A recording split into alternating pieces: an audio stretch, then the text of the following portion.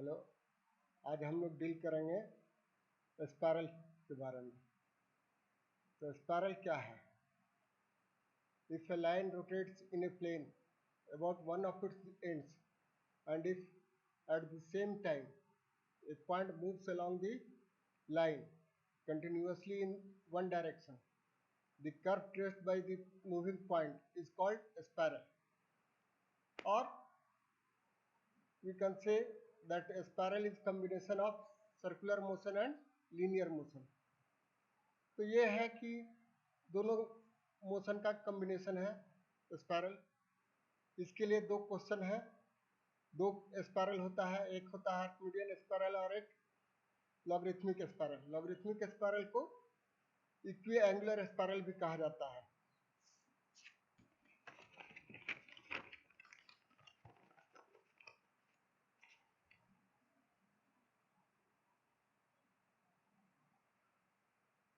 Archimedean spiral का question है, draw an Archimedean spiral of 1.5 convolutions, the greatest and least radii being 100 mm and 10 mm respectively. Draw a tangent and a normal to the spiral at a point 65 mm from the pole. और दूसरा है logarithmic spiral या इक्विएंगुलर spiral. इसका question है, in a logarithmic spiral the shortest radius vector is 24 mm. The length of adjacent radius vectors enclosing 30-degree angle are in the ratio of 9:8. Construct one convolution of the spiral. Draw a tangent and a normal to the spiral at any point on it.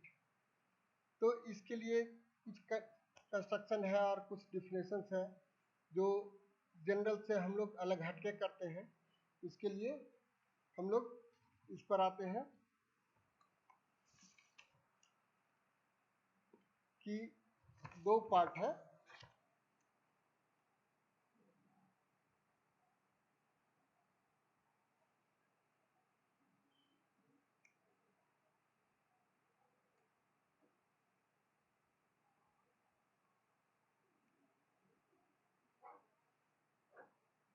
Circle and spiral.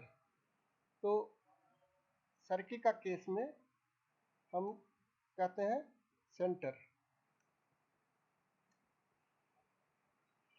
But spiral का case में इसको कहा जाता है पोल। Circle का case में हम कहते हैं रेडियस। स्पाइरल का केस में हम कहते हैं रेडियस वेक्टर।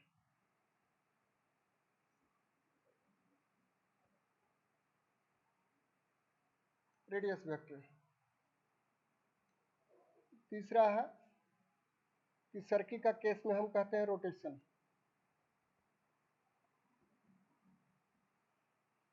जबकि स्पाइरल का केस में कहा जाता है कन्वोल्यूशन। अब ये तीन डिफरेंट पार्ट हो गया। तो अब है कि हम आते हैं आर्किमिडियन स्पाइरल के लिए।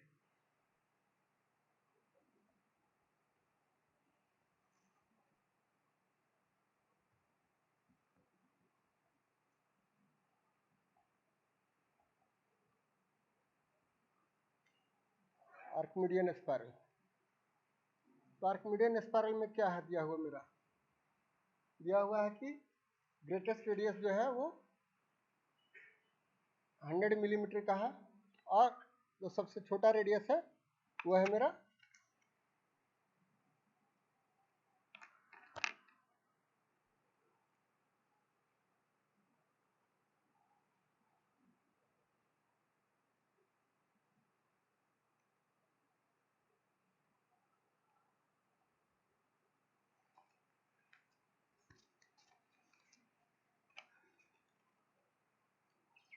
इसका डायमेंशनिंग हम कर लिए ओ ए बी।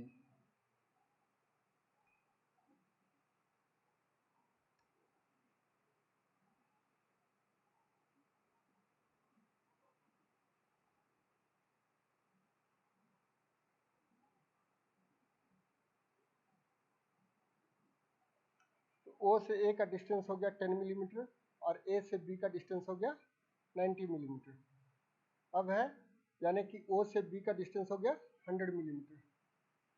अब सर्किल को हम नॉर्मली क्या करते हैं, 12 इक्वल पार्ट्स में डिवाइड कर लेते हैं। तो 12 इक्वल पार्ट्स में डिवाइड करेंगे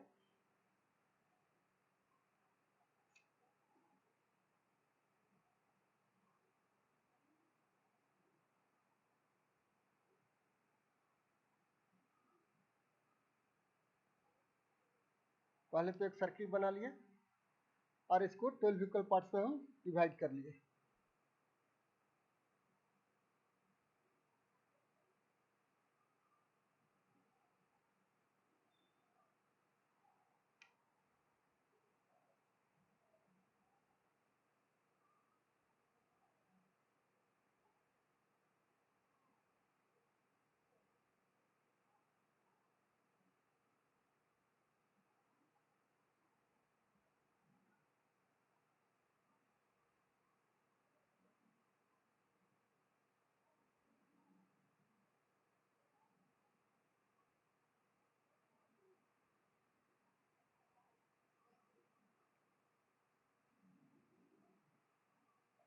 तो 30 डिग्री पर हम डिवाइड कर दिए, तो सब ये ऑल टुगेदर 12 इक्वल पार्ट्स हो गया। अब जो है हम इसको नेमिंग कर लेते हैं। ये हो गया 1 डैश, सर्किल पर पॉइंट का नेमिंग कर लेंगे 1 dash, 2 dash, 3 dash, 4 dash, 5 dash, 6 dash, 7 dash, 8 dash, 9 dash, 10 dash, 11 dash. This is B is 12 dash. Again we will go for, ये तो 1 कन्वोल्यूशन में हो गया 12 पॉइंट्स। अब हाफ कन्वोल्यूशन और जाना है, तो इसके लिए फिर और नंबरिंग कंटिन्यूअसली करेंगे। चलिए 13 dash, 14 dash, 15 dash, 16 dash, 17 dash and 18 dash. ये मेरा 1.5 कन्वोल्यूशन कंप्लीट हो गया यहाँ तक। अब है कि A से B का जो डिस्टेंस है, यानी ग्रेटेस्ट और लीस्ट रेडियस के बीच का जो डिस्टेंस है, ये 90 मिलीमीटर है। 90 मिलीमीटर, तो इसको अगेन हम 18 इक्वल पार्ट्स में डिवाइड करेंगे। 18 इक्वल पार्ट्स में डिवाइड करेंगे तो ये मेरा हो जाएगा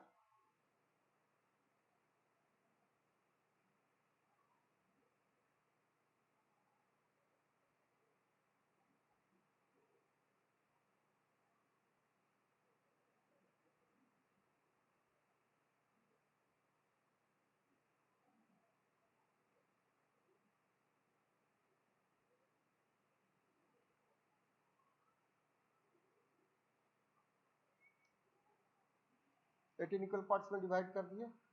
अब इसको किसी भी साइड से हम नंबरिंग कर सकते हैं। बेसिकली हमको क्या दिया है क्वेश्चन में, ग्रेटेस्ट एंड लीस्ट रेडियस, यानी कि मैक्सिमम से मिनिमम की ओर चलेंगे। ये तो 0 हो गया, ये हो गया point 1, 2, 3, 4, 5, 6,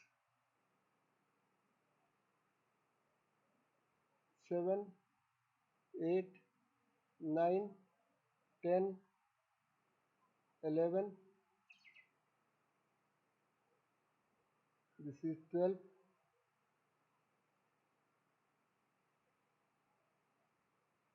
13, 14, 15, 16, 17 and 18 is point A itself. ये हो गया। तो अब सवाल उठता है कि ऊपर और नीचे क्यों हम नंबरिंग किए, नंबरिंग ऑफ हो गया।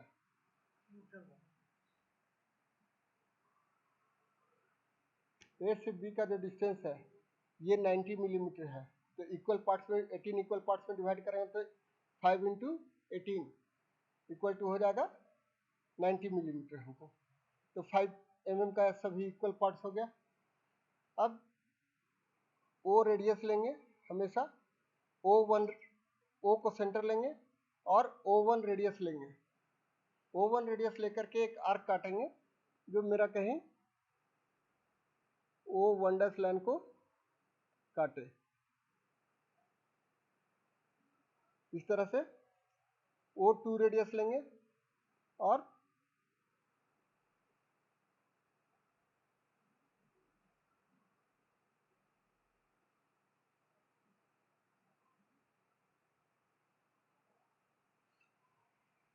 टू डैश तक काटे, O2 डैश लाइन को काटे। तो O1 रेडियस लेकर के एक आर्क खींचे जो कि O1 डैश लाइन को काटा। ये पॉइंट हो गया मेरा P1, ये हो गया P2। इस तरह से बाकी पॉइंट्स को हम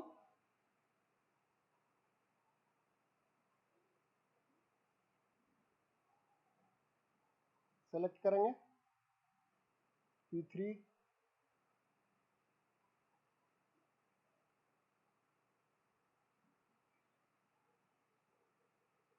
P4,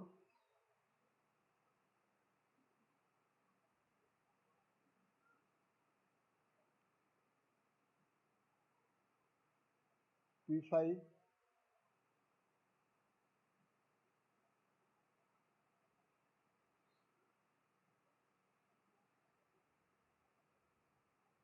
P6। तो गंदगी को है कि हम लोग सभी तरफ फैला देते हैं। तो इसके लिए क्या करेंगे, अब O7 रेडियस लेंगे और नीचे की ओर आर्क काटेंगे।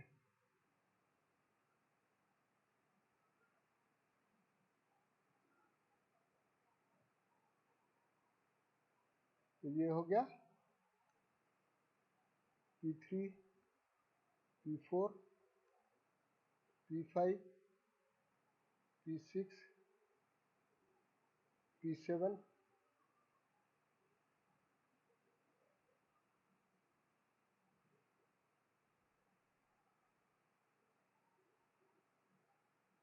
P8,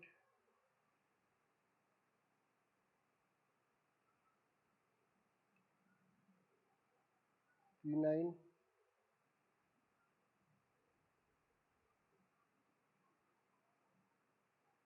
P10, this is P11, this one is P12, and again P13, यहाँ हो जाएगा P13,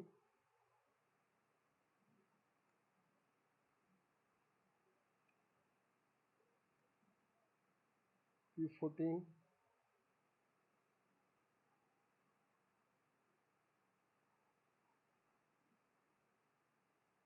P15,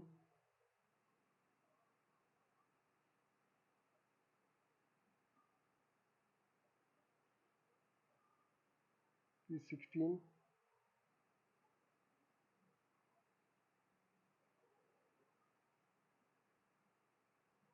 P17,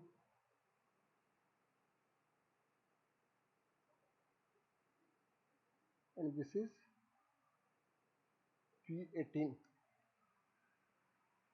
अब ये जो हो गया, यानी क्या हो गया, रफली हम दूसरे भाषा में कह सकते हैं समझने के लिए, O1 is equal to O P1, O2 is equal to OP2, and so on। O18 is equal to OP18। इस तरह से मेरा ये OP18 मिल गया। अब B, P1, P2, P3, P4, P5, P6, P7, P8, P9, P10, P11, P12 P13, P14, P15, P16, P17, P18 को मिलाते हुए एक स्मूथ कर्व ड्रॉ कर देंगे। तो स्मूथ कर्व ड्रॉ करने के लिए हम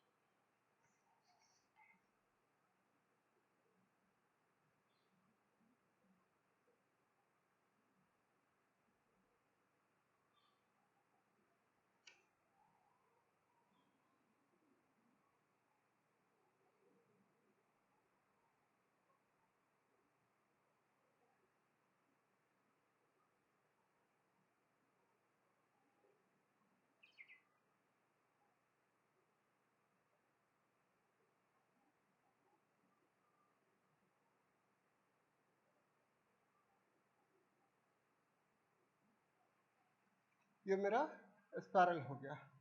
जो रेड से किए हैं ये HB से करना है, ब्लू से किए हैं वो 2H से, ब्लैक से जो किए हैं वो H से रहेगा।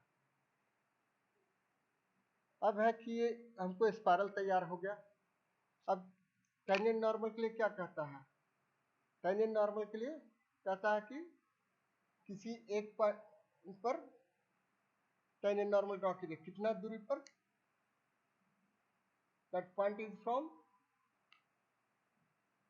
पोल इक्वल टू 65 मिलीमीटर। तो पोल से 65 मिलीमीटर के डिस्टेंस पर हम टेंजेंट नॉर्मल ड्रॉ करेंगे।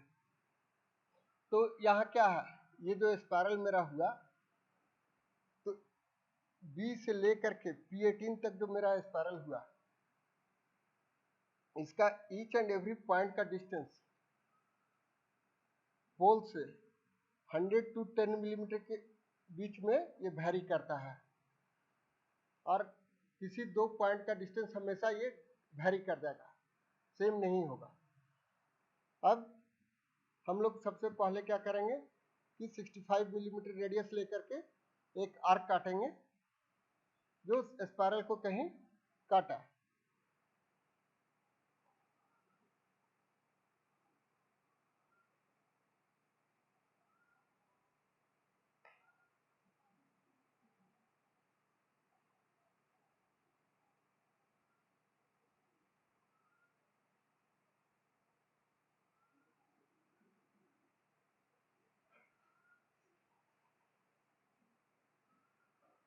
तो ये आ जाएगा हमको करीब कहाँ,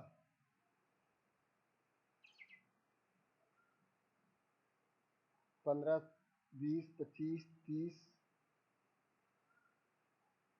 35, 40,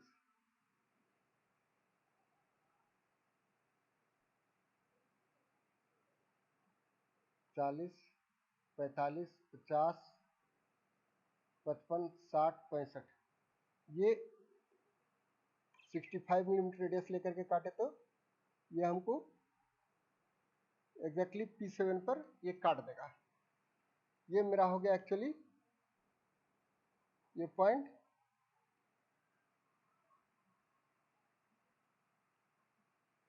इस पर हमको P7 पर टेंजेंट नॉर्मल ड्रॉ करना है। तो इसके लिए हम इसका डायमेंशनिंग कर लेते हैं।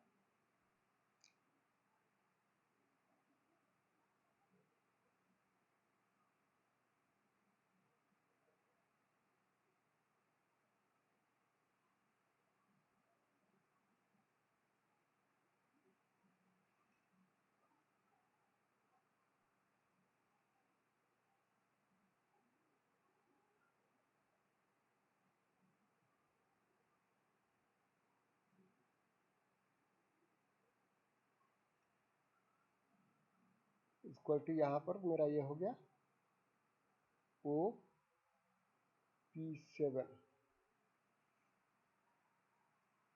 ये आ गया। तो 65 मिलीमीटर का ये डिस्टेंस हो गया OP7। अब P7 को O से मिला दिए, तो यहाँ तो ऑलरेडी एक लाइन ड्रॉ किया हुआ है। तो अब हमको इसके लिए एक कांस्टेंट निकालना होगा। तो कांस्टेंट निकालने के लिए हम आते हैं, कांस्टेंट को कहा जाता है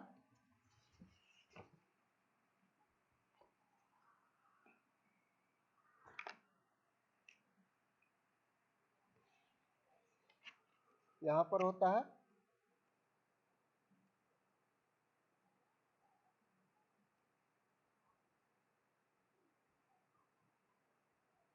कांस्टेंट को कहा जाता है C, और इसको डिनोट करते हैं C इक्वल टू OM लेते हैं। और ये OM का वैल्यू क्या होगा? OM का वैल्यू जो मिलेगा हमको लेंथ के रूप में मिलेगा। तो लेंथ के रूप में मिलेगा तो क्या मिलेगा? यहाँ पर हम किसी भी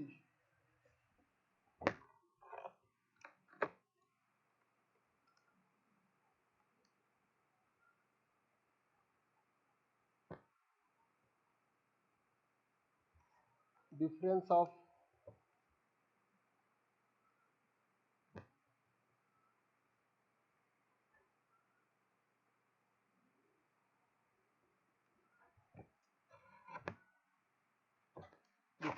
length of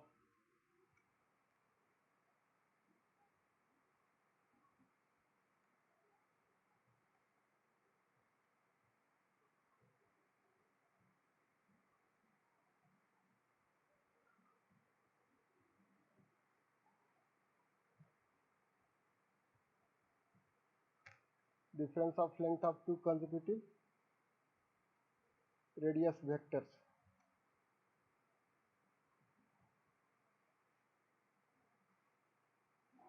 divided by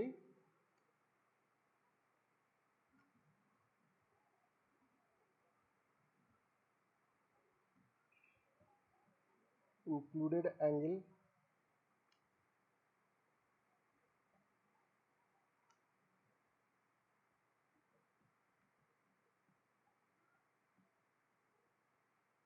between them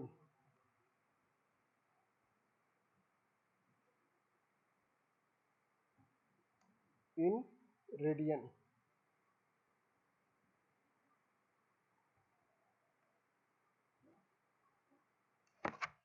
ये हो गया मेरा formula.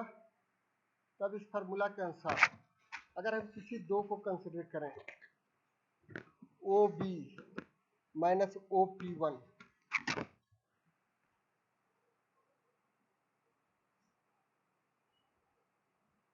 OB minus OP1 divided by angle BOP1 in radian.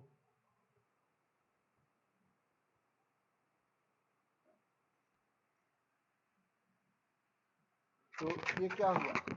Circle को हम बांटे हैं 12 इक्वल पार्ट्स में, यानी सभी एंगल क्या है? सभी रेडियस वेक्टर 30 डिग्री के एंगल पर सिचुएटेड है। तो यहाँ पर दो रेडियस वेक्टर को लिए OB एंड OP1। तो यहाँ पर क्या है? OB इक्वल टू हो गया 100 मिलीमीटर, और ये A से B का डिस्टेंस मेरा 90 मिलीमीटर था। इसको 18 इक्वल पार्ट्स में डिवाइड किए तो 5 मिलीमीटर का सब हो गया। तो दो रेडियस वेक्टर के बीच का डिस्टेंस हो गया 5 मिलीमीटर। तो ये हो गया मेरा 5 मिलीमीटर डिवाइडेड बाई 30 डिग्री का क्या हो जाएगा? Pi by 6।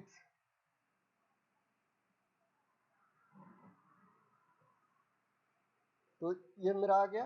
अब इसका जो भी आएगा मेरा इतना इक्वल टू हो गया 30 बाई पाई। दूसरे रूप में और देखते हैं। मान लो कि OB एंड OP6 का लेते हैं। तो यहाँ हो गया और OB minus OP6 divided by pi equal to ये भी हो जाएगा हमको 5, 10, 15, 20, 25, 30। 30 mm ये हो गया 30 mm बाई पाई। या हम डायरेक्ट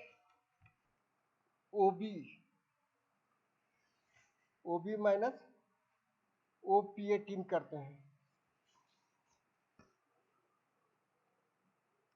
और OB माइनस OP18 लाइक क्या हो जाएगा ये पाई 2 पाई ये हो गया पाई, फिर यहाँ 2 पाई यहाँ 3 पाई, तो ये हो जाएगा 3 पाई। ये कितना है टोटल ये 90 equal to 90 by 3 pi equal to 30 by pi. ये आ जाएगा हमको में। अब इसका जो भी कैलकुलेशन आया हम मान लिए कुछ भी इसको मान लिया अभी हम x कैलकुलेशन पे जो भी आएगा उस mm का वैल्यू लेंगे, उतना mm का वैल्यू लेकर के हम OM ड्रॉ करेंगे। तो OM ड्रॉ किधर करेंगे, अब इसमें है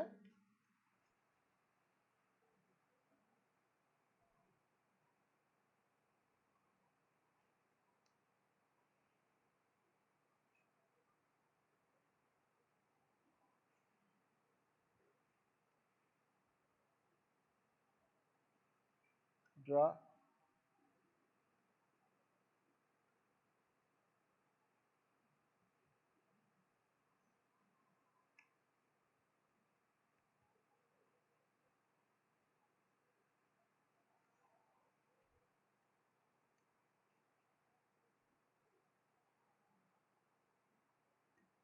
we have to draw tangent and normal at P7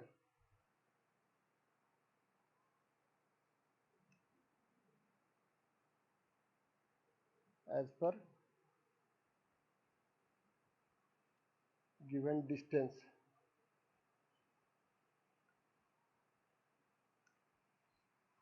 तो P7 पर P7 को O से मिला दिए। अब ड्रॉ करेंगे हम OM परपेंडिकुलर टू OP7। लेकिन अब ये किधर ड्रॉ करेंगे, ये OM इक्वल टू हमको वैल्यू मिल गया 30 बाई पाई mm। तो P7 पर हम आ गए, O की तरफ देखते हैं तो अब किधर रेडियस हमारा बढ़ रहा है, राइट साइड में और लेफ्ट साइड में।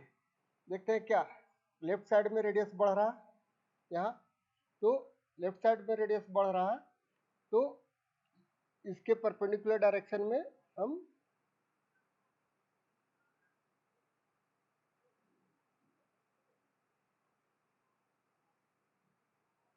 कांस्टेंट का जो वैल्यू है इस वैल्यू को लेकर के हम ड्रॉ कर दिए OM के P7 O के परपेंडिकुलर OM लाइन ड्रॉ किए जिस साइड में रेडियस बढ़ रहा है। अब P7M को मिला दिए,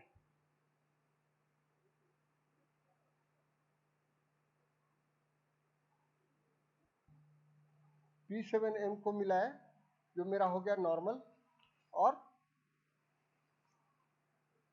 P7 पॉइंट पर P7M लाइन के परपेंडिकुलर एक लाइन ड्रॉ किए। अब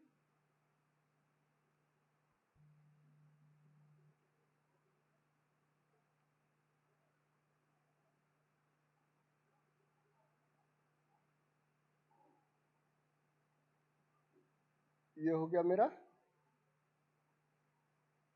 sp7t। तो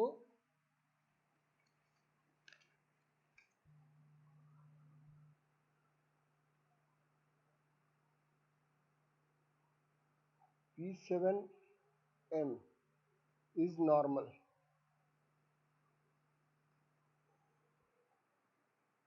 and sp7t line is tangent।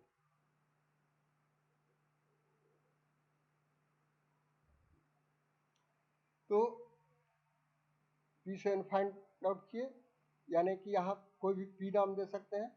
तो P पॉइंट को फाइंड आउट किए और P पॉइंट को O से मिला दिए और O को P7O पॉइंट पर, O लाइन के परपेंडिकुलर हम O पॉइंट पर एक परपेंडिकुलर लाइन ड्रॉ किए और कांस्टेंट C का वैल्यू लेकर के, कांस्टेंट C का जो वैल्यू आया है हमें